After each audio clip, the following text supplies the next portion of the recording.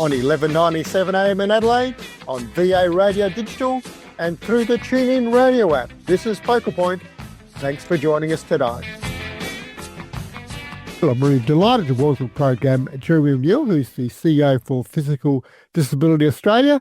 Jeremy, great to meet you. Thanks for your time. Hi, Peter. Great to meet you, and I'm very happy to be here. Now, with some news regarding airlines, more planes, more flights, cheaper flights, this all seems good news. On the surface, it sounds like great news, particularly for most Australians. I would say that they would think this is wonderful news. But from your point of view, a few things that need to be pointed out. Yeah, look, I think any arrangement where, you've got a domestic airline partnering up with an international airline, what does that actually look like for travellers with disabilities when they travel on those airlines? And are they going to be treated without any discrimination when they do that travel? Which is what the concern we have with the Virgin Australia and the Qatar alliance that's been announced in March. It's a great point, and I must admit I hadn't really thought of it till I read your release. Obviously in Australia there's the Disability Discrimination Act. Take on board what you will with that, but how does that kind of apply when sort of an international player is on the scene? Well, and that's the question, isn't it, Peter?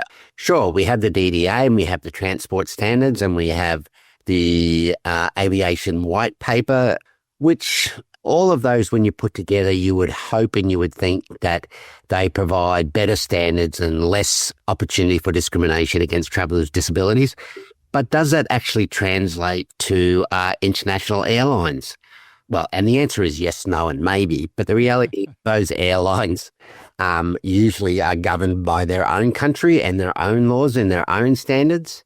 And every international airline that I've ever travelled on always has a different way or a different process.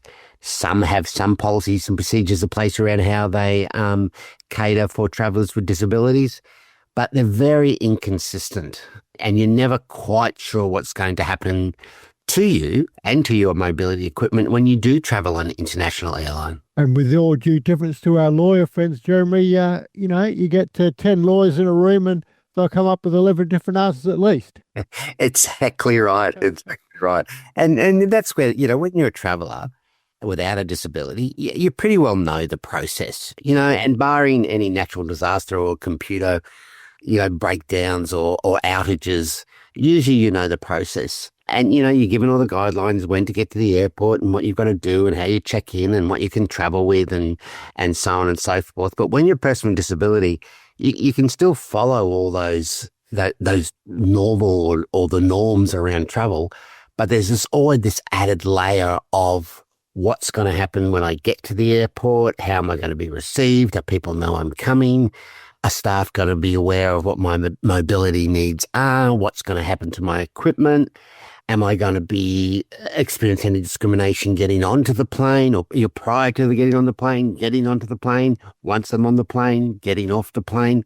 All those things occur and all those feelings and thoughts and fears occur because the reality is that's when people with disabilities, particularly those with mobility devices, struggle with, I'm not sure what the process is going to be and whether I'm going to be treated fairly and humanely sometimes. Of course, that's the sort of thing where, that heightened anxiety leads to other issues as well. Maybe perhaps not be able to communicate your point as well, or perhaps people not be able to understand your point as well if it's kind of a bit of a stressful, anxious situation. Exactly. And if I'm someone that supposedly is articulate and intelligent and when I travel, I still have trouble getting my message across about what I need in relation to getting on and off aeroplanes. If I'm someone that's not that confident, if I'm someone that has a language barrier, then that becomes more problematic around how do I communicate what my needs are and how do I ensure that I'm safe and treated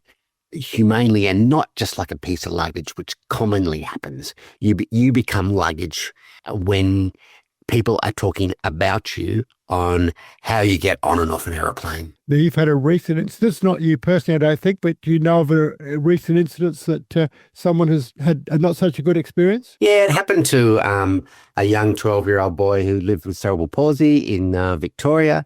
Him and his family were travelling from Melbourne to the Middle East. They had flights booked on Qatar and another airline from Qatar to another part of the region, and had numerous communications with that airline about a booster seat device or a seat that for that young man helped him sit comfortably.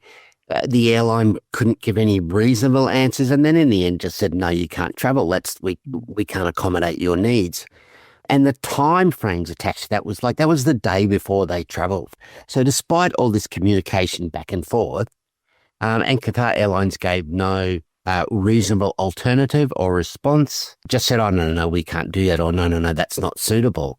And the family, not only were the stress and the anxiety and the worry about the fact that they were going home for family reasons, eventually they had to book with another airline that came up with a solution and agreed to their solution and said that was the best solution they could find, and it worked really, really well. But Qatar were not willing to come to the party. And the not only, like I said, there was the discrimination, the loss of money and funds, the anxiety and the stress attached to that.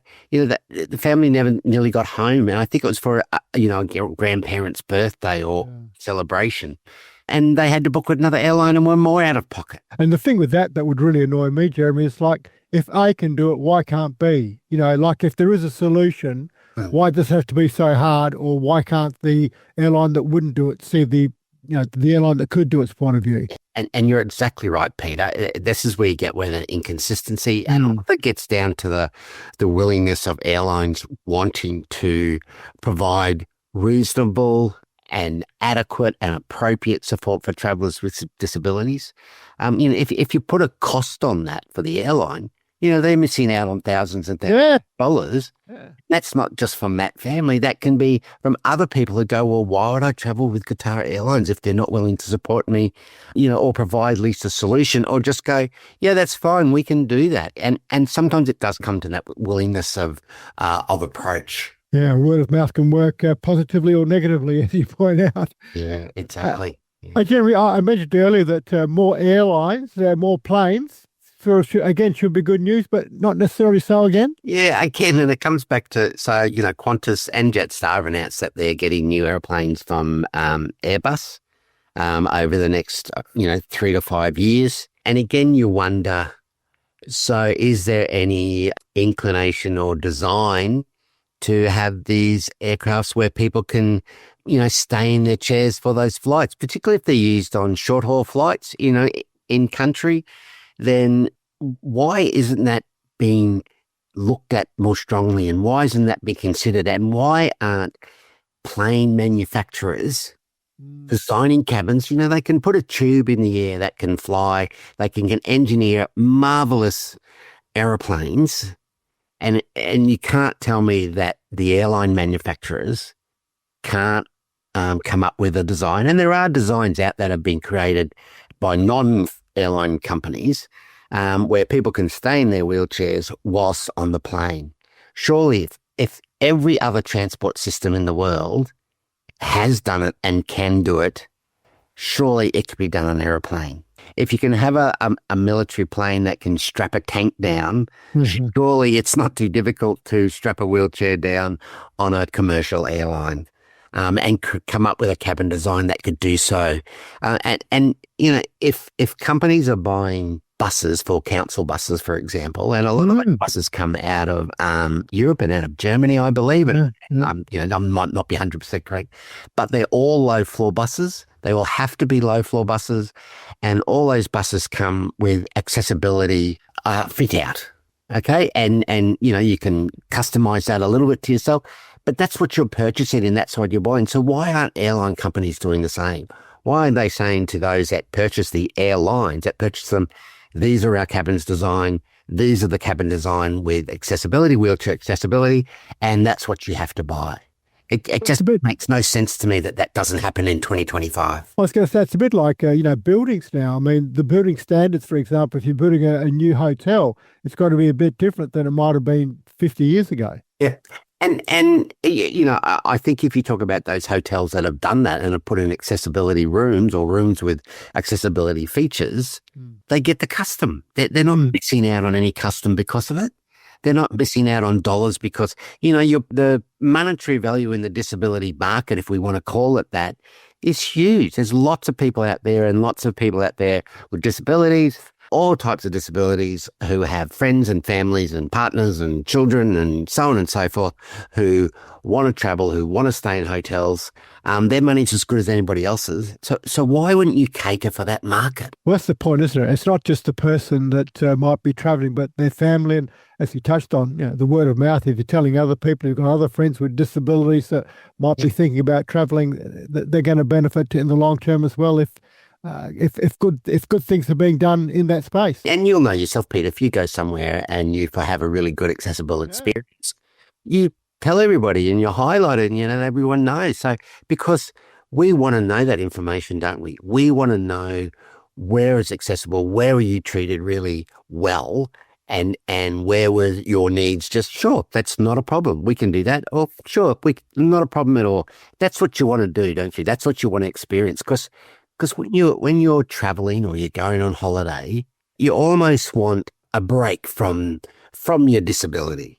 So, great point. Yeah. Yeah. If you can go somewhere where you know that it's going to be a really easy, accessible experience, then you're going to go there again, because you don't want to go away somewhere for a holiday or an experience and have that more difficult than being at home. Well, you know what that extra layer is of stress when the reason you're going away to get away from the stress. Exactly right, Peter. Jeremy, I know you're mainly dealing and talking about people with physical disabilities, but I guess in a sense it kind of also translates, if you like, to people with dog guides, etc., or assistance animals as well. Exactly, and we, like you said, Peter, we have laws in Australia that prevent with companies or from preventing people enter their premises or use the premises if they've got a registered guide dog. But we still know it happens, don't we? We still know, and I'm sure you know of people that have been told the cab wouldn't take them because of their guide dog, someone wouldn't let them in because of their guide dog, even though we know that there's laws there that prevent that from happening. We know it still occurs, and that's about a lack of education, a lack of understanding. And again, back to what I said before, it's a lack of willingness. Yeah. And I mean, people, I guess unless you've got that lived experience, and I often use the line about people say, the NDIS doesn't apply to me, or say, well, everyone is potentially but a heartbeat away from being a potential participant of the NDIS. And I guess it's the same sort of thing with this. I mean, you might be fine today, but you never know what might be the case tomorrow, and you might want to be travelling, or you might be in need of a little bit of extra thought going into accommodation or travel or whatever. And we see that with the aging population, don't we? Yeah. One day they're just getting on a plane at any time, on at any flight, on any day, and staying at any accommodation. Then suddenly their needs change because they're aging and their health is a little bit different, or they're not as active as they used to be, and they start looking for alternatives, and then that becomes a little bit more difficult. And then it's like, it's not as easy as it used to be. And again, you're just a heartbeat away from perhaps living with some sort of disability that has an impact on every aspect of your life. And whether you're a participant in the NDIS or not, that doesn't mean that you still can't be impacted in other aspects of your life in relation to how you get from point A to point B, or how you do things, how you get things done in your life. And how much you can do in your life gets impacted as well. Well said. Jeremy, people can find out more about the great work you do. You've got a website, obviously. Yep, we do. PDA.org.au. We're hopefully going to be upgrading our website over the next couple of months, but there's lots of information there about what we do as an organisation, how people become a member.